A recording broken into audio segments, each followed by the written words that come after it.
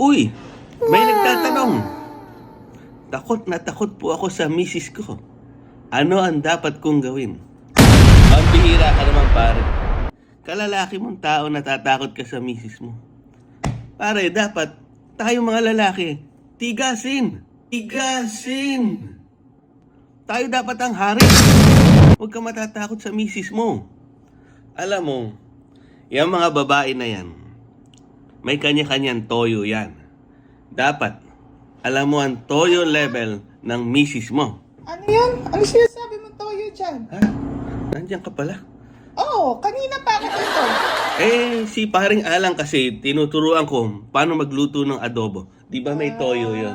Oo, lagyan mo ng suka. Tinuturuan ko, sesendan ko ng video. Bahala na siya kung baboy o manok. Mas masarap pa kung may paminta, garlic, di ba? May laurel, di ba? Bahala na siya. O sige, mamaya na lang. Mamaya ko na lang tuturuan. Bye-bye guys.